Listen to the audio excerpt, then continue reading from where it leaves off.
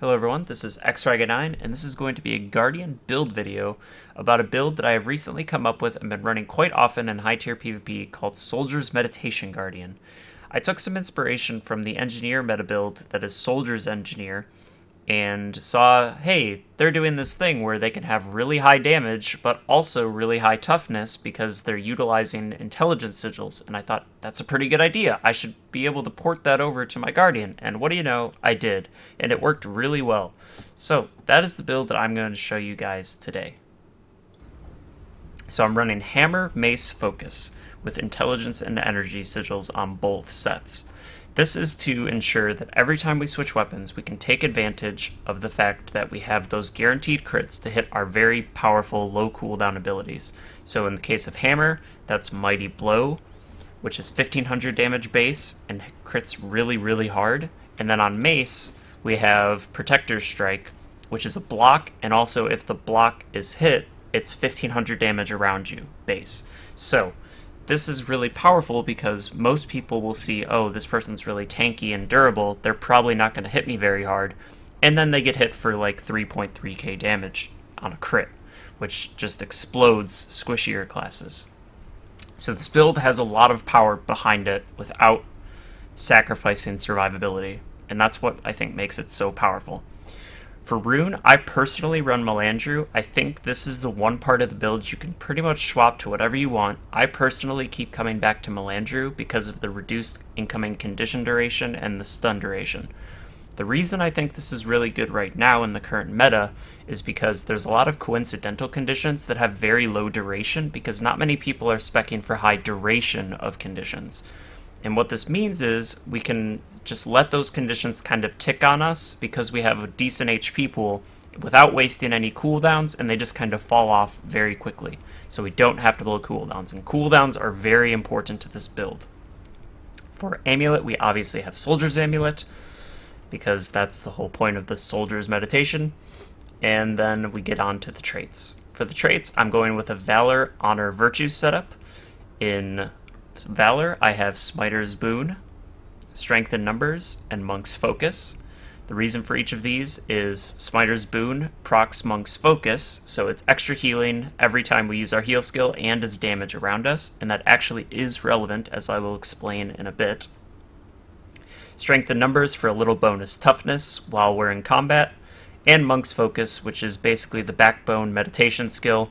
It gives us healing, it gives us fury, it gives us recharge reduction on meditations, it does everything. So this is just a crazy Grandmaster, and we have to run it if we're running meditations.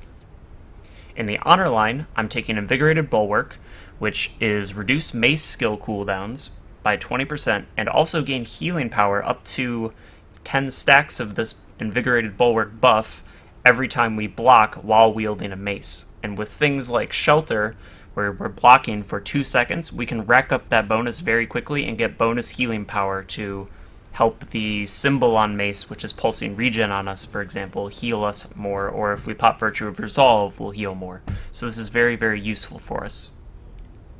Next, I'm taking Empowering Might, which is you and nearby allies gain might when you land a critical hit.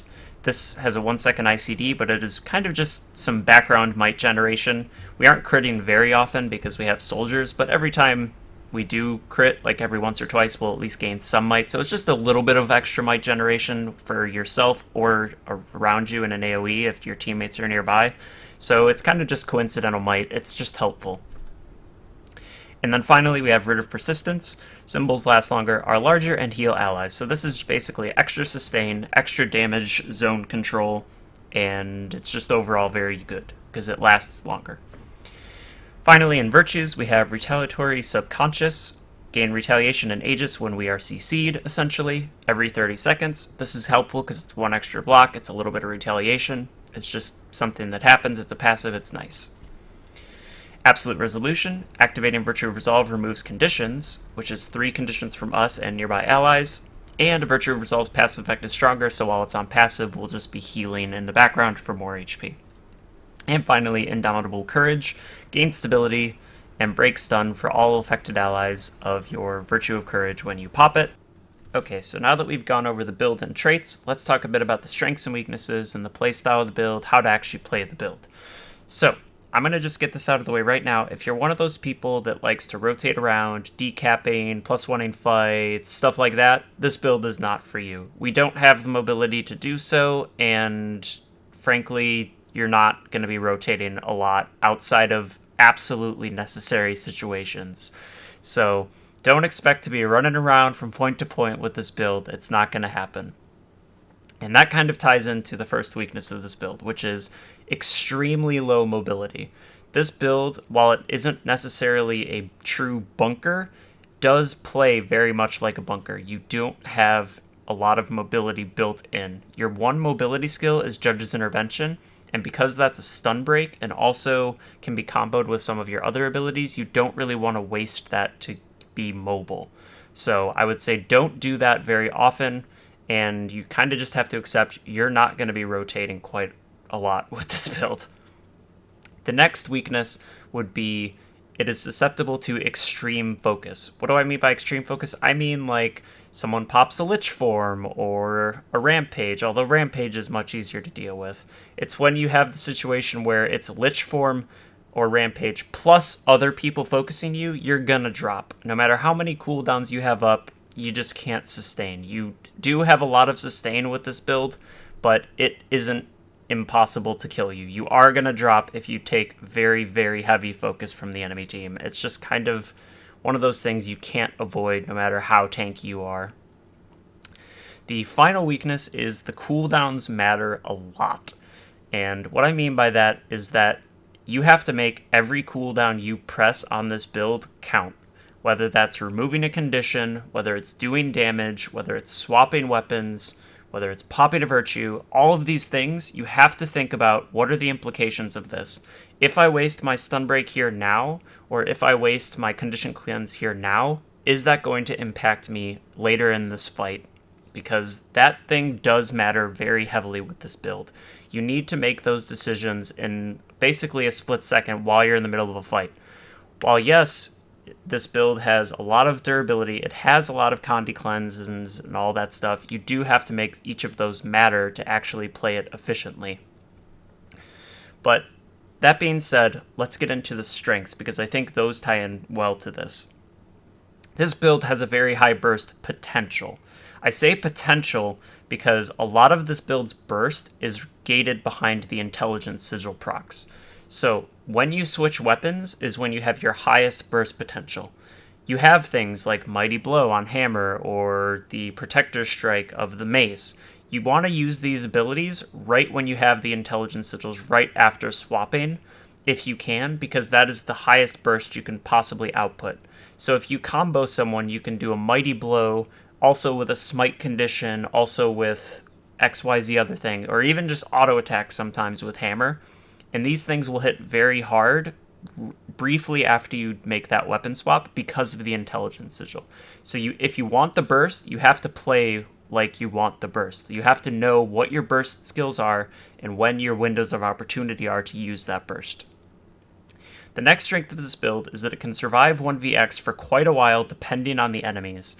Like I said during the weaknesses, extremely focused fire on you, you're not going to survive because certain matchups are very bad for you.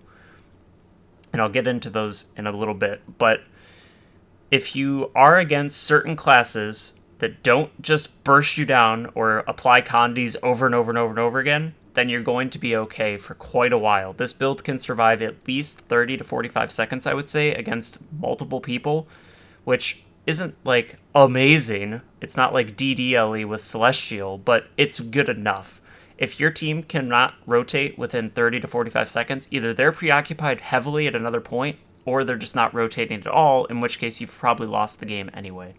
So this build survives just long enough for your team to show up and carry you, and while you're surviving, you might even kill someone or down them because you have so much damage from your intelligence sigil procs just flying around AoE hitting people.